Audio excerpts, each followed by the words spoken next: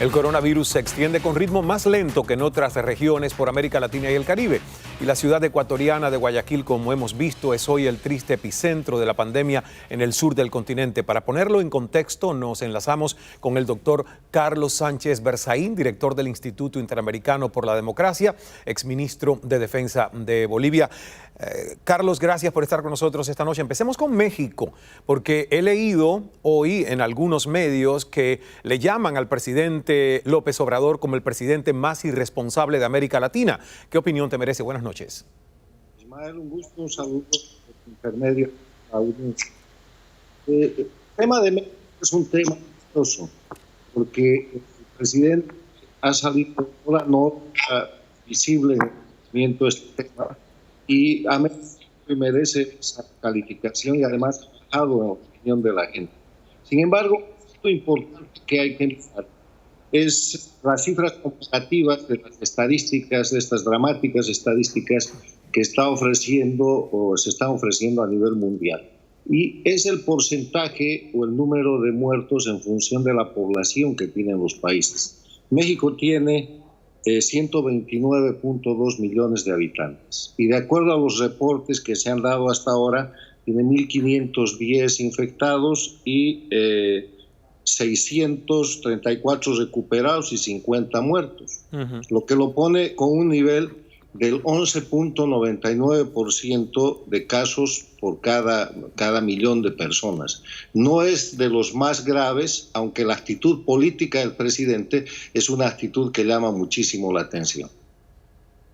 La situación en Ecuador, acabamos de ver ese reporte, Carlos, y la verdad que es preocupante. Cuerpos, cadáveres en las calles, en los vecindarios, y el presidente ha dicho que las cifras pueden ser mayores incluso que las que hasta ahora se han publicado y que van a ser transparentes. ¿Cómo observamos esto? ¿Cómo podemos analizar esta situación desde el punto de vista de la actuación del gobierno? Con mucha pena y con mucho temor por lo que puede venir. En general, frente a esta pandemia, se ha visto que la gestión de la crisis tiene que enfocar tres áreas: el área política, el área de la salud y el área económica.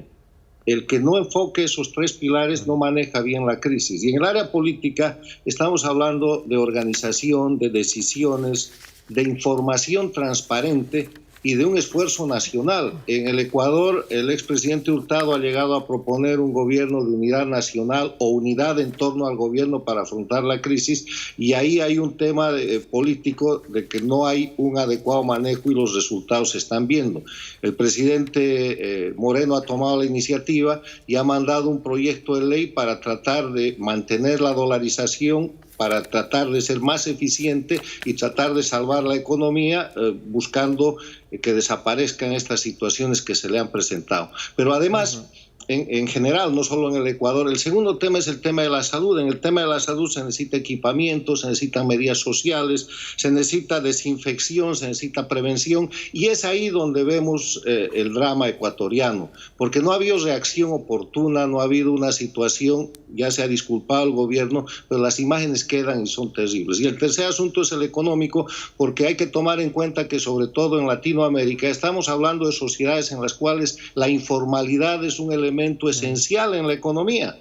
Hay países con 60 o 70% de informalidad. ¿Qué quiere decir eso? Es gente que no está registrada en el pago de impuestos, que no tiene seguro social, que trabaja el día a día o trabaja 2 o 3 días y ese es todo su capital. Entonces, con estas cuarentenas que se tienen que imponer, esa gente está en el límite entre morir de coronavirus o morir de hambre, y eso genera un problema político y un problema social muy serio, por lo que hay que trabajar también el tema económico. Y justamente eso que acaba de describir es la realidad, Carlos, de algunos inmigrantes venezolanos, muchos en este caso, que están en Colombia y que, de hecho, nosotros el lunes entrevistamos al presidente Iván Duque, al presidente colombiano, y le preguntábamos si iban a ayudar justamente a los tantos migrantes venezolanos, y él dijo que sí, pero la realidad es otra. Veamos lo que está sucediendo con ellos.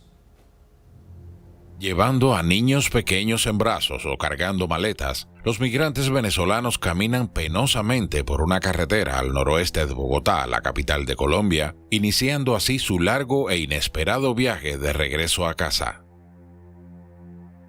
cientos de venezolanos están regresando a pie a su país económicamente devastado y esta vez expulsados de su hogar adoptivo por la cuarentena del coronavirus que les hace imposible ganarse la vida. Yo vendía bolsas negras, también trabajé en restaurantes de domicilio, también trabajé porque varias personas me brindaron la oportunidad, pero con la situación que está pasando con el coronavirus y esas cosas, ya no es lo mismo, pues ya la gente ya no nos trata igual y no es lo mismo para salir a vender, ya no hay gente en la calle por la situación que está pasando.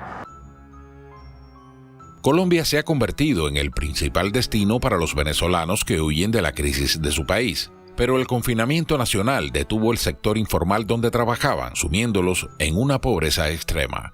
A pesar de las dificultades en Venezuela, al menos en su tierra natal, muchos migrantes no tendrán que pagar el alquiler o los servicios públicos al tiempo que se reúnen con sus familias. Yo regresé por la cuestión del coronavirus, que ya no podemos trabajar porque todo el mundo nos reprocha, todo el mundo nos ignora y no vendemos nada. Pues yo pagaba $100 de arriendo y aparte de eso le mandaba a mis hijos en Venezuela, a mi familia, a mis padres, a mi madre. Y ya, como ya veo que ya no hay manera, prefiero pasar trabajo allá con mi familia, pues, y estando con mis hijos, pues. Para muchos, Colombia parecía un paraíso después de la escasez generalizada de alimentos y medicinas en Venezuela. Sin embargo, los migrantes que trabajaban vendiendo dulces, alimentos, artículos en las calles, haciendo entregas, sirviendo mesas o en la construcción, han visto que el trabajo se agota al tiempo que los colombianos se encierran en sus hogares por orden del gobierno. Bueno, no es que sea más fácil, aquí es bien, porque no me lo voy a negar. Yo aquí en Bogotá soy totalmente agradecido con las personas aquí que me han brindado las puertas, pero allá en Venezuela, como le digo, que allá no pagamos arriendo, otras cosas que tampoco estamos con la familia, entonces si estamos todos juntos es mejor, porque pues, imagínense nosotros por aquí, mi mamá por allá. Un informe de la ONU dijo esta semana que los cruces fronterizos informales continúan funcionando a pesar de los cierres oficiales y miles de migrantes venezolanos están regresando a su país.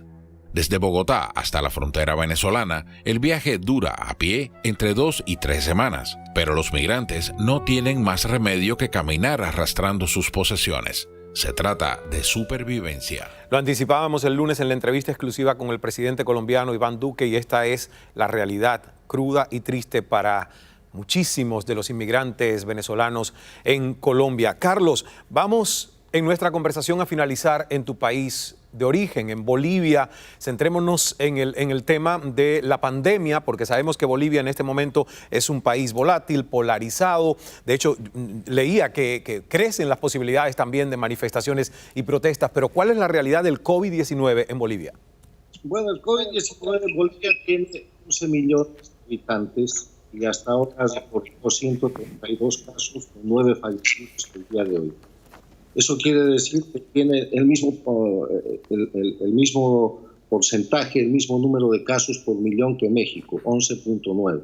Muy lejos, por ejemplo, de lo que es Ecuador, que tiene 203 casos por millón, con los números que hemos comentado, o de Italia, que tiene 1.897 casos por millón. Aunque España es la más grande, que tiene 2.405 casos por millón. En Bolivia, pese al ambiente polarizado que hay políticamente, las elecciones se han suspendido, el gobierno está llevando adelante un programa de cuarentena, esperamos que tenga éxito en eso, pero hay una amenaza, y ahí hay que mencionar tu comentario, de que aprovechando esta circunstancia, la dictadura derrotada en noviembre del año pasado está preparando situaciones de desestabilización social con el pretexto del coronavirus, porque tienen capacidad de movilización, tienen mucho dinero, tienen sectores del país que controlan, que son los sectores vinculados básicamente al narcotráfico, y les falta un motivo, y el motivo están tratando de encontrarlo aprovechando la